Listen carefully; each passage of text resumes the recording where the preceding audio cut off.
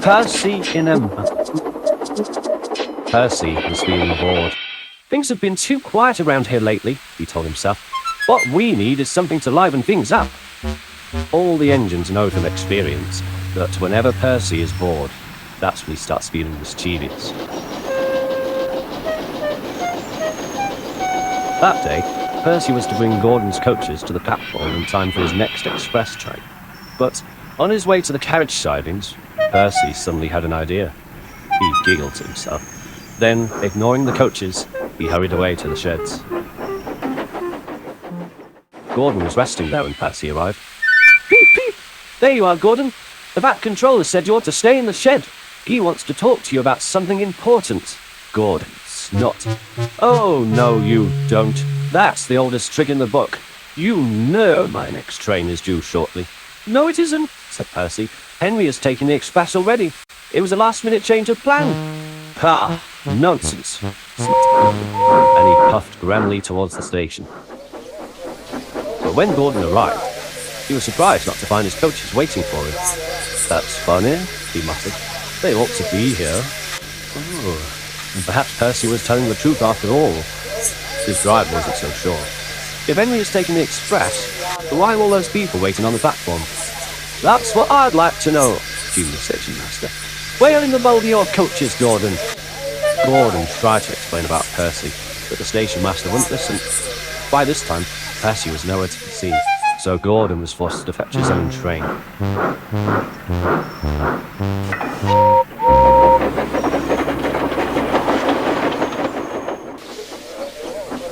When he was able to leave, the express was late, and the passengers were cross.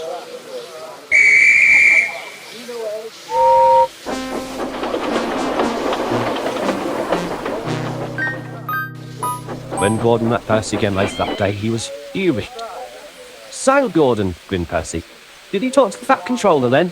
No, I was too busy trying to find my coaches. Sorry about that, Gordon. It was only a bit of fun. You should try it yourself someday. Then you would look so bumpy. And Percy puffed away giggling. Gordon was about to reply, then stopped. Yes, he murmured. I think I will. That night, Gordon was due to pull his evening train. He won't be back until much later. Usually, there was the only time when Gordon had to shove his own coaches to be cleaned and used for another train the following morning. But tonight, he had a plan. Before he left, he spoke to his driver and the yard manager. Then he puffed away with a big smile on his sweet face. The next morning, the firelighter lit Percy's fire first so that he could arrange the big engines as trains. As he left the shed, he saw Gordon resting in a siding, and he remembered the trick he had played on him yesterday. What a clever trick, what a clever trick, he puffed. But when Percy reached the yard, he got a big surprise. The yard was in an awful muddle. All the trucks and coaches were in the wrong places. Foot plates and funnels, exclaimed Percy. What happened? This wasn't how I left things yesterday. We better get this sorted out and quick, said the driver. Otherwise it'll be chaos before the morning rush. Percy worked as quickly as he could, putting everything right again. He just couldn't understand how everything had become so muddled. By the time he brought the express coaches to the platform, the passengers were already waiting. And so was Gordon. Morning, Percy, said Gordon cheerfully. What kept you? What kept me?